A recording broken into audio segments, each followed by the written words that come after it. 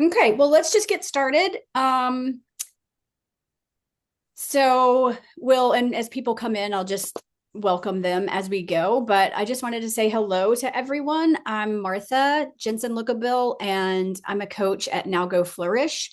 And again, just giving some more people time to join, but definitely seeing some old friends, some new friends on here. Go ahead and I'd love for you to just put in the chat whether you're an old friend or a new friend. And I'm super excited to kick off this new format today. So I've been doing Facebook Lives monthly for, I don't know, 3 or 4 years. And my team and I kind of brainstormed the idea to start having guests, and we're kicking that off today. I'm super excited about it, super excited to be hosting people that can also share their knowledge, insights, tools, strategies. And I think it'll just be a whole lot more fun. So I'm super lucky today to get to host a very amazing licensed mental health counselor. She's a marriage and family therapist as well, and a relationship and neuroscience specialist. And she's also one of my favorite humans on the planet. So today I have with me Laurie Woolwine, and she is just awesome at helping people develop meaningful relationships. And that's really her specialty, is kind of doing that through how the brain works, their own emotions, and just really helping them live happier and more balanced lives. So I see a lot more people hopping in. That's so exciting. Again, just let us know in the chat maybe where you're from, and if you're a new friend of ours, or if you've coached with me before, or an old friend in some way. That'd be fun. So again, Laurie Woolwine is here with us today, and our format is going to look like almost like a podcast or an interview type situation, but a little less formal. So I'm going to ask Laurie some questions. We'll kind of banter back and forth about them, and then hopefully at the end we'll have time for some Q&A. And at that time, you can just type your questions in, and either Laurie or I will try to answer them. I do have Yvonne with us. She is our brand experience manager, and she may be putting some stuff in the chat for you as well, as far as resources. So that's the format, and I guess we can just get it going. What do you think, Laurie? Yeah. Okay. Go time. Awesome. Cool. So what led you, first of all, to specialize in therapy for high achievers, and especially those that may be wow, neurodivergent, and especially those with ADHD? Yeah. It's nice to be here. Thank you, Martha. You're so I think that when I started that there wasn't a lot of support for people. There weren't a lot of resources like we have now. And I think even now we need to have something that's more consistent and reputable than what you may see on TikTok, or, even a reel on IG. So at the beginning, what led me to it is knowing where do the people go who have this ADHD, neurodivergence, and there wasn't a lot of resourcing. Mm-hmm. So I started kind of looking into it, understanding how the brain worked, and kind of understanding that role and how it showed up in relationships. And so that just led me to wanting to know more and more and more about it. Yeah. A lot of times people with ADHD kind of feel like they are lonely and unresourced, and it leads to a lot of emotional things and relational struggles. So that's kind of it. I think not only lonely and unresourced, but misunderstood, would you say? Yeah, that's Yeah. what I was sitting there going, what else is the thing I was going to say? Yeah, definitely a misunderstanding. And depending on your age. So I think if you're somebody who's probably late 20s or 30s now and older, you probably didn't have the understanding of what it was, and the teachers and the resourcing and the school accommodations and those sorts of things when you're young. And so we create these experiences without the resourcing, and then we feel misunderstood, and that kind of heads us down a lot of thinking patterns. And Sure. yeah. What would you say like the most common misunderstandings are that either like outsiders have about ADHD, or that people with ADHD even have about themselves? Especially like adults, high functioning individuals. There's a lot of actually Yeah. gifts that come with ADHD, I think. So it can be a really high functioning Yeah. person. What are some of those misunderstandings? Yeah, I think that saying, "Oh, I'm having an ADD moment" is overused, and it actually requires a little bit more than that to get an official diagnosis. Feeling misunderstood. Um, Not all ADD is hyperactive the way you might see depicted on a reel or in a movie or whatever that is. It's not always hyper. And I think that's a big misunderstanding. They're lazy, they're not smart enough, good enough, failure, incompetence. They feel misunderstood in relationships because they can't articulate what they want to because of the brain jam that happens. So that's some of the common things. Yeah, Yeah. I think one of the ways that I really like to describe how ADD and ADHD may manifest itself is this disconnect between intention and Mm-hmm. execution. And I think that can be frustrating for the person and Mm-hmm. for perhaps like their partner or people that they work with, things like that. Do Mm-hmm. you agree? Mm-hmm. Yeah, and the management of time, it tends to show up more commonly in the workplace and just in personal relationships. So the Mm-hmm. intent is I'm going to leave at this time and they're chronically late, for example. So that might show up as someone who's not a motivated worker or they're not really respectful of other people's time. And it has nothing to do with that, but that is one of the symptoms of it is the executive function and time management. And that gets kind of from the right to the left side of the brain. I always say it's kind of like a brain jam in the middle. It just gets kind of stuck right there. Oh, yeah, I And love thinking about it that way. yeah, Yeah, it's a brain jam. Yeah. that's helpful. Yeah.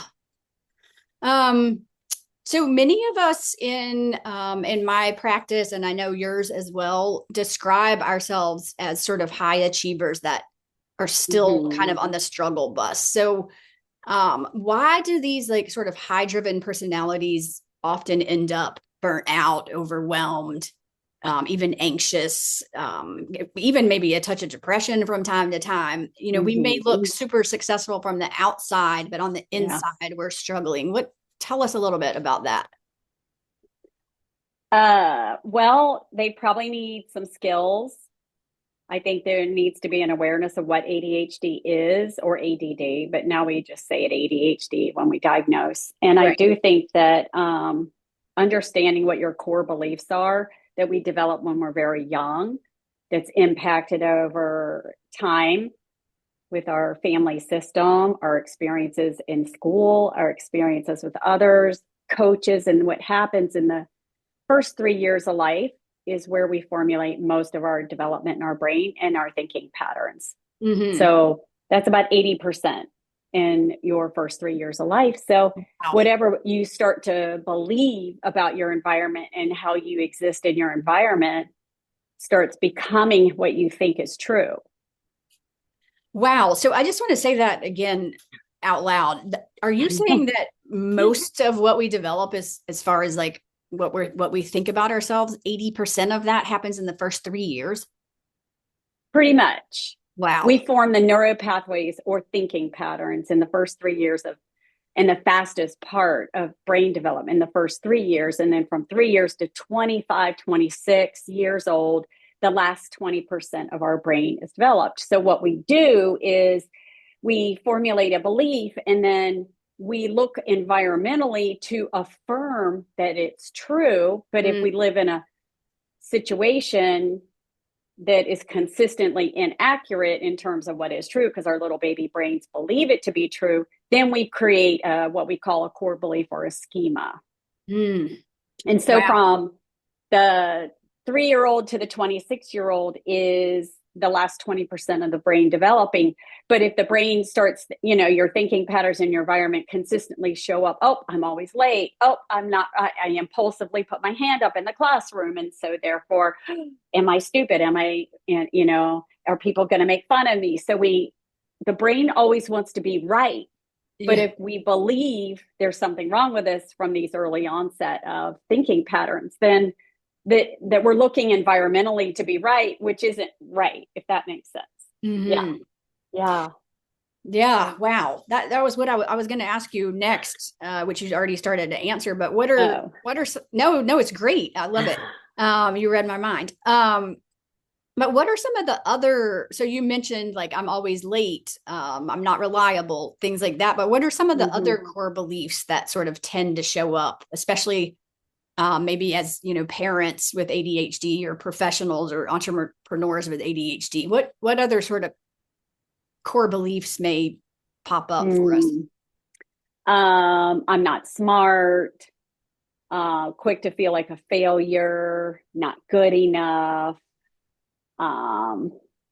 very black or white thinking or all or nothing thinking, more literal thinking. Yeah.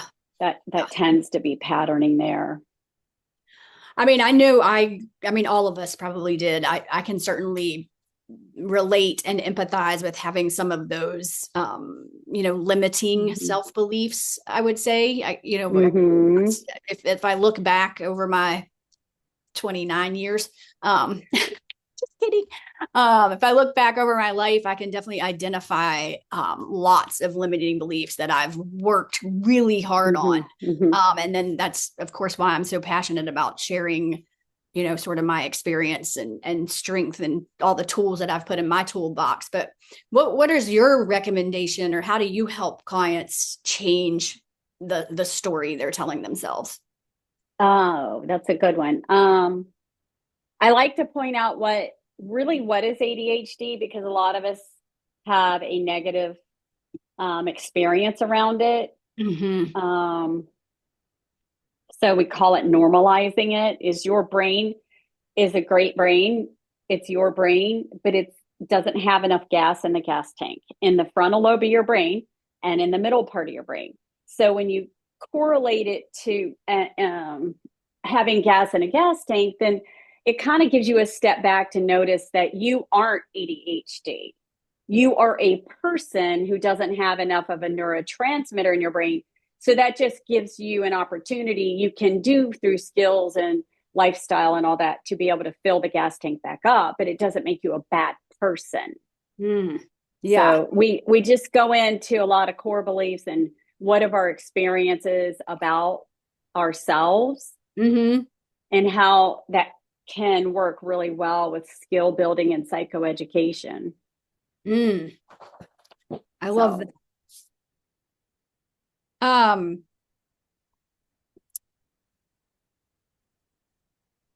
What can you tell me like a little bit more about that brain wiring you were talking about, and how that may play a role in like the understanding of it? Like you're talking about like not having enough gas in the gas tank. It's not that I have like this problem necessarily, right? This problem necessarily, or I'm a bad person, like you said. How can like understanding that and talking to you about this, like you're explaining it to us, how can that play a role in sort of healing that shame or guilt or that negative self-talk, things like that? I know that a lot of our high achievers out there really feel that they're like sort of constantly beating themselves up. So how can we like work to understand that brain wiring and change that story? Well, I think part of being able to change a wiring of a brain is to understand what it is first. Because ADHD is in the front part of our brain. This is where executive function is in our personality. Decision maker is here, and that's where ADHD is. But our intelligence is really all parts of the brain, but it's also in the back area of your brain. And all our feelings are in the middle part of our brain, which is called your limbic system. Hmm. So executive function is separate from where we feel and how we back here think, which is in your temporal lobe of your brain. But Hmm. thoughts are not. Thoughts are thoughts, feelings are feelings.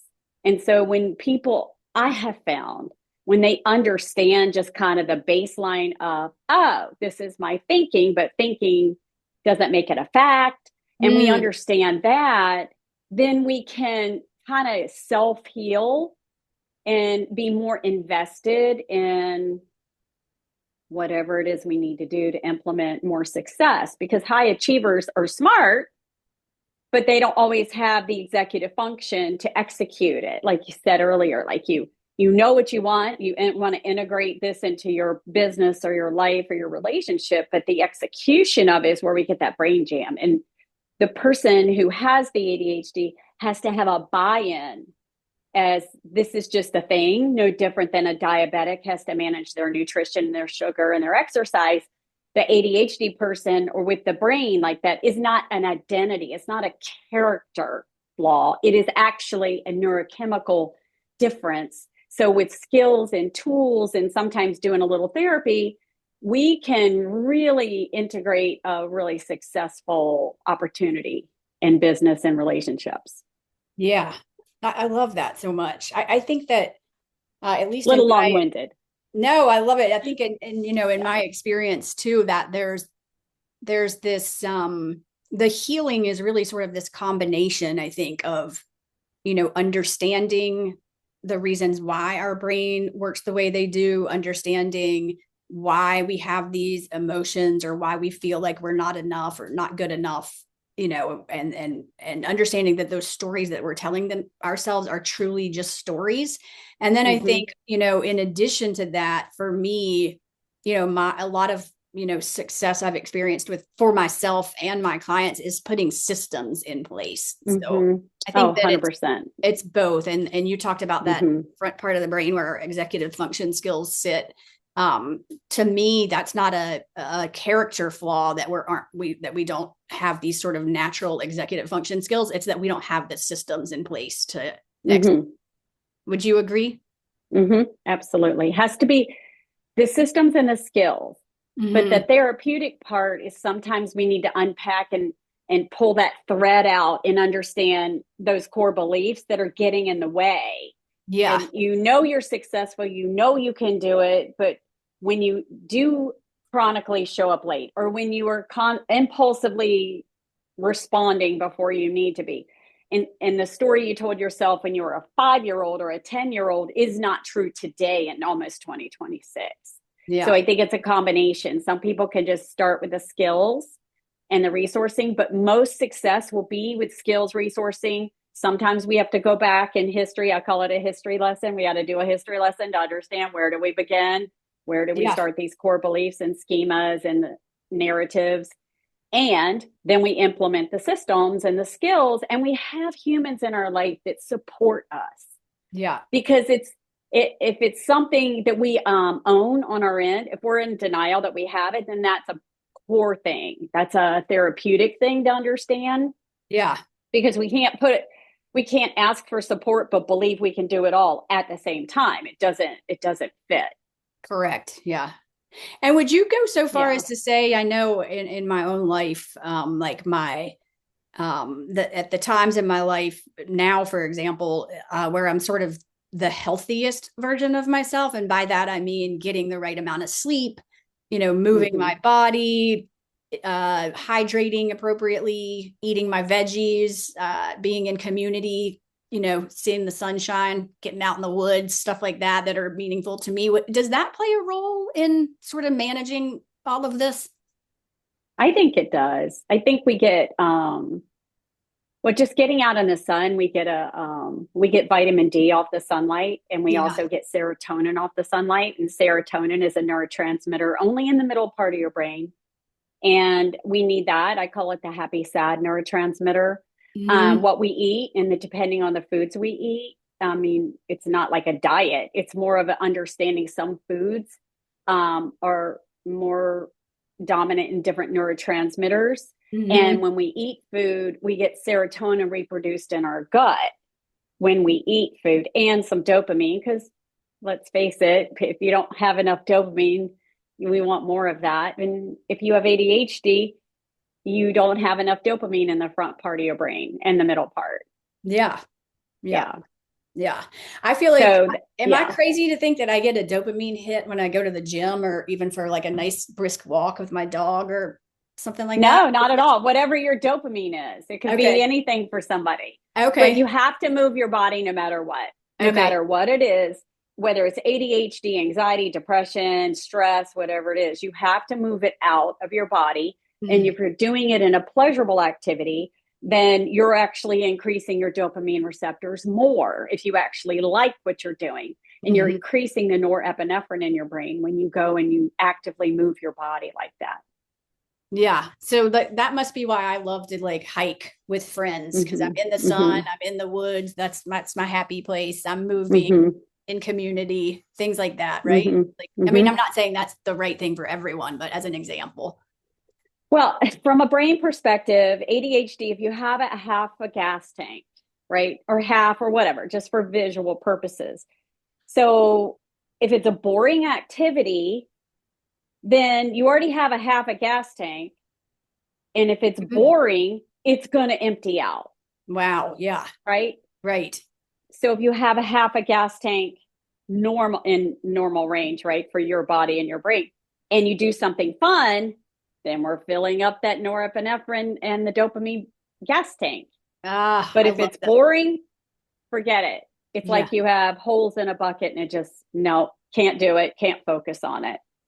I assume that relates to what we talk about in my ADHD coaching community as the I factor. Like if we're interested in it, we don't really have those executive function limits Uh-huh. because of the interest. And when it's sort of like this boring project at work, we Mm-hmm. procrastinate.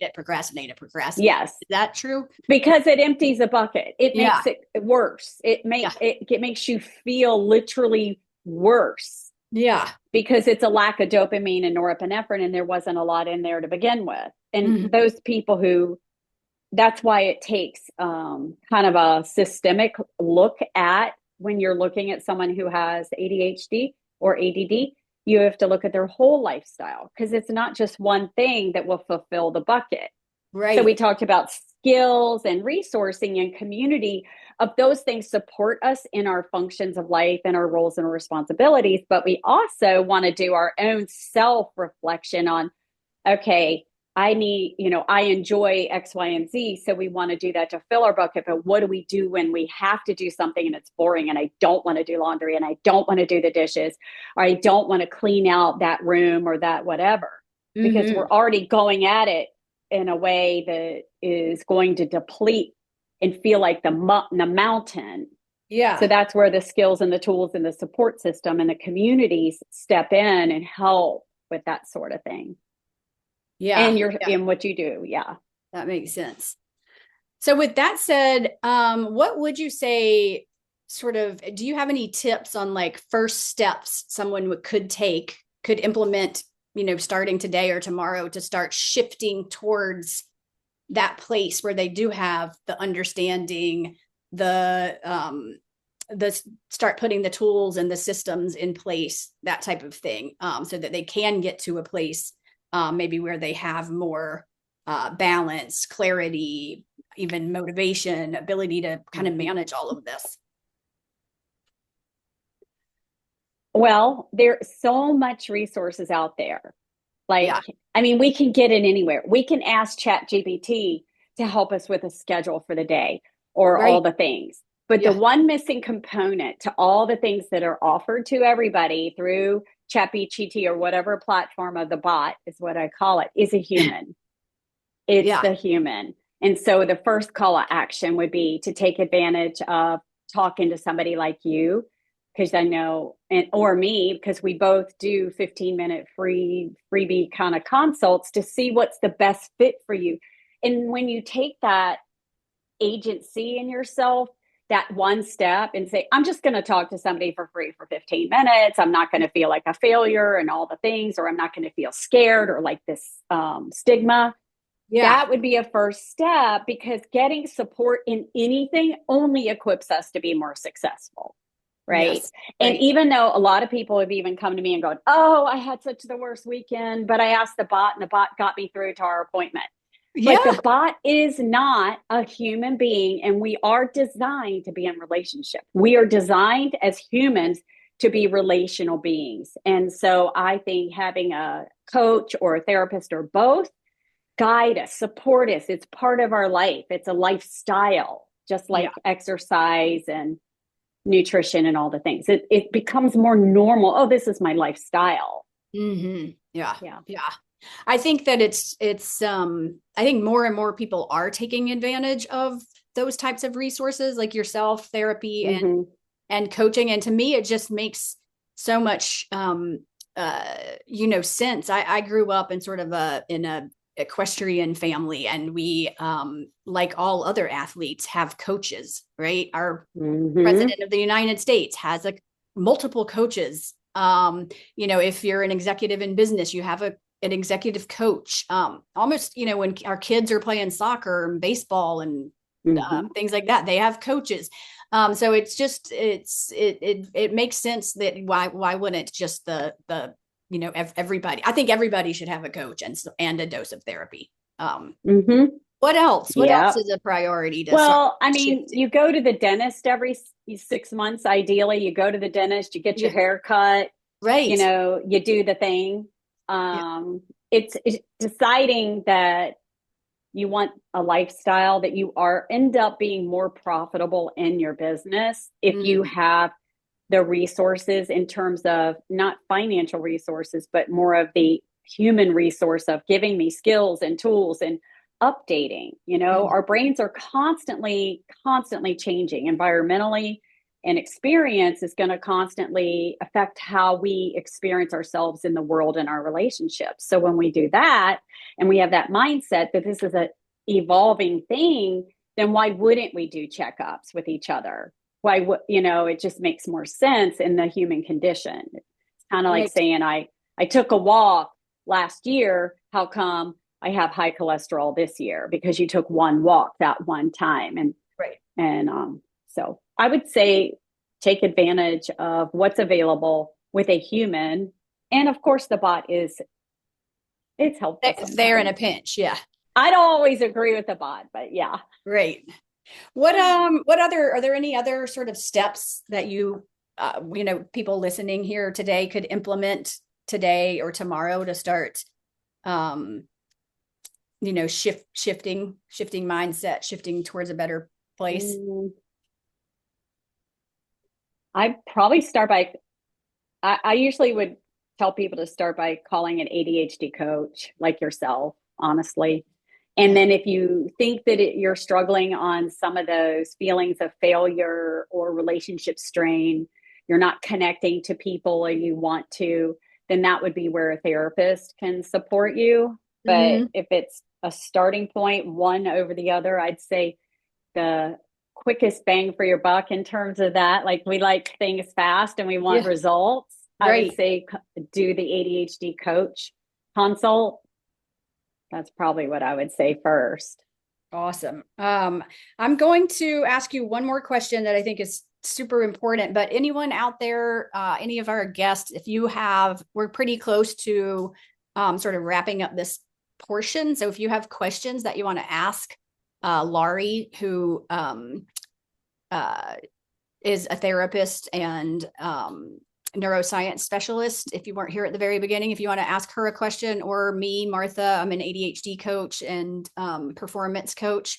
I help people improve their businesses. So questions for either one of us, go ahead and pop those in the chat for us. But Laurie, I just wanted to talk about one last topic. And I know that you deal with this all the time. And I deal with it quite a bit as well. But there's this ADHD can sort of negatively impact, I think, relationships. And you just told us Mm-hmm. how important relationships are. So can you talk to me a little bit about why it can have a negative impact on relationships and what we can do about it?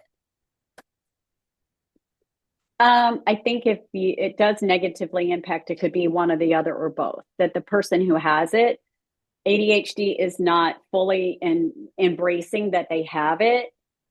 Because if you don't think it's a problem, and a lot of times they get projected out that it's another person's problem when it's Mm-hmm. really them. So it's a self accountability, and also establishing expectations, roles, and responsibility at work or at home, in your personal relationships, having open conversations around it, because that's where a lot of the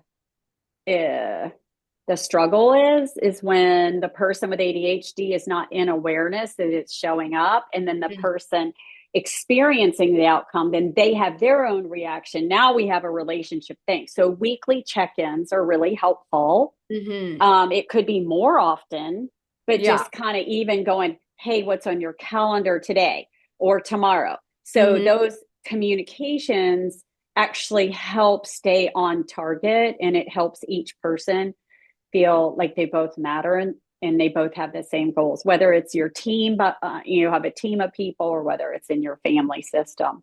So weekly check-ins are very helpful. Mm-hmm. Open conversations, and just understanding what it is.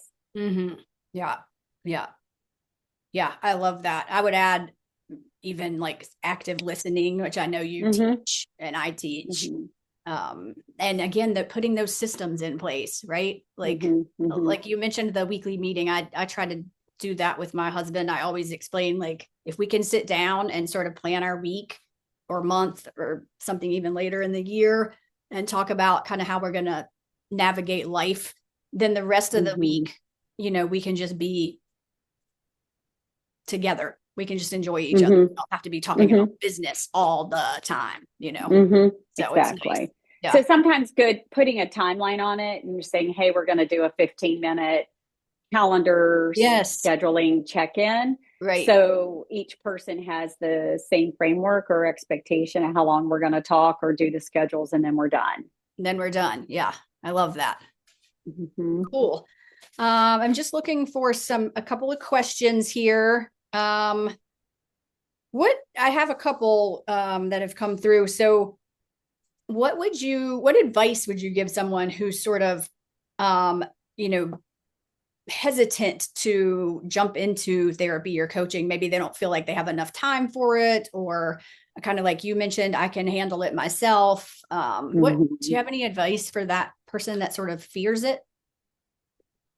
Well, fear and time, I guess, are kind of two separate things. I think fear comes from a stigma Mm. and a core belief of you can do it all, versus why wouldn't you coach? It's like coaching in sports. We Mm. know, we accept that it's going to Yeah. be a way to become more successful in your whatever your skill or sport is. And I think Right. if you had that mindset, so that's a mindset thing. Mm-hmm. Um, I guess that's a fear of being judged, which means, it has to be the right fit person. So if you're not comfortable with the person for Yeah. whatever the reason is, then they're just Agree. not the right fit for you. And that doesn't mean you're bad or they're bad. It just means it's not the right fit. Right. Sometimes it's timing because of time, but your buy-in is to say, well, I'm really struggling with chronically being late to work or chronically showing up for meetings or forgetting things. So Mhm. is it worth it? And that's the risk reward, right? The Right. risk of continuing to be the same versus the reward is, wow, this could be better. Yeah. Yeah. Yeah. Yeah. Awesome. Well, and like you mentioned earlier, and I'm going to have Yvonne, who is our amazing brand experience manager, I'm going to have her go ahead and type into the chat um, both your phone number and website and email and mine. So all of you guests will have Laurie's information and mine in case you're interested in that free consultation that she mentioned. And then also we do have a Facebook group it's specifically for folks with ADHD, high performers with ADHD specifically. And I put a lot of like tips and videos in there that can be helpful as well. So Yvonne will, or Brooke, actually. I have a team of 3 and they're both awesome. So it looks like Brooke's popping that in there right now, but that can be helpful for any of you guys that are interested in that quick free consultation. And yeah, I'm just going to see. It looks like I've answered, or Laurie and I have answered all the questions. So I'll let Brooke get that info on there. And then if you join the Facebook group, we'll also post a recording from this if you want to invite, friends that you think might be interested to pop in there and check out the recording. That'd be cool as well. And yeah, other than that, thank you, Laurie, so much for your time. This was so Thank you. fun. And we'll be back at it next month with a new guest, and I'll get that out there for everybody to learn about. It sounds good. All right. Awesome. Have a beautiful day. All right. Thanks Bye. everyone for coming. All right. Bye.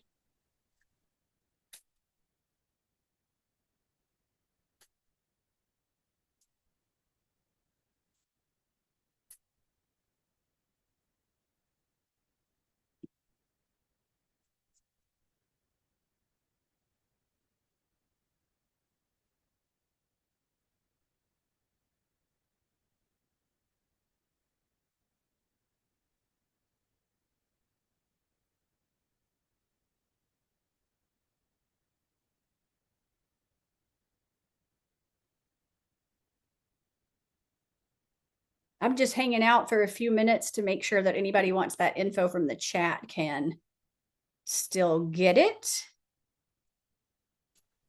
Hey, Martha. Hey, how are you? Sorry I was late. My iPad didn't want to sign in, but my phone did. I finally Oh, got nice. got in on my phone. I have a question for you. Okay. As you know, I coach equestrian sports, and when I'm coaching, I'm never at a loss for words. I can always pull something out of my brain that is helpful. Always. I mean, I've never had to struggle in that element.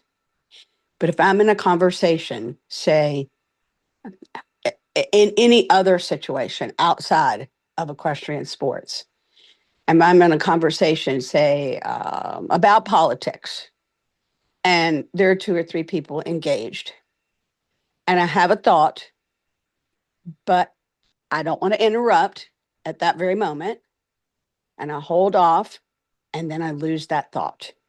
What is a tool I can use to not lose that thought? Because it is good information. And I go, where the hell did it go? Mm-hmm. I don't know if that happens to other people, but it happens to me regularly. And it's entirely frustrating. And I don't think it's an age thing. I think I've done it all my life. Mm-hmm. Yeah, no, I get it. I think it's a really good question. There's multiple ways that I could ways of parts of feedback that I have. One is that I think sometimes just like pinching your, I don't know why, but like right here. Oh, I don't know how to work a camera. You did. This right here, like if That's you good for migraines too. yeah. I think that so it must have something to do with our head and brain, right? Yeah. So I think just like even just and that's not too like obnoxious, No. you're not interrupting the person. So you can just kind of pinch that. And that sometimes really helps me remember. And then the other thing, this is going to sound so weird. And I know that you're not always, you don't always have this foresight, but sometimes if I'm going to a party or a dinner or something, because I have that same, I'm like painfully shy also. Me too. So, I kind of like to prepare. I know that sounds weird, but if I'm going somewhere where I know we're going to talk about politics or I know we're going to talk about books that we read, or I just have an inkling of like the crowd and kind of where they might go from a conversation perspective, I will literally prepare, like jot down my notes about what might come up. And just by doing the prep, I mean, sometimes I'll stick it in my pocket. And if I have to go to the restroom or something, I'll like reread it. I know this sounds so weird, but it's very helpful. No, I can imagine, but I do think it's weird, but I think it would help me a lot. Yeah. Yeah. So if you can sort of anticipate the group and what they might talk about and just give yourself like 3 or 4 bullet points for each thing you think might come up. Right. Got So, it. yeah. Got it. And Yeah. pinch. And pinch. Yeah. I like the pinch. Yeah. It's helpful. Yeah. Cool. Anybody else, since I'm still here? Questions? Okay. Awesome. Well, I'm going to sign off then and go try to prep for Christmas. Good luck with that. Happy holidays. I know, you too. Thank you, Um, everybody. Yeah, you're welcome. Talk to you soon. Bye. All right. Bye. Thanks, Yvonne and Brooke.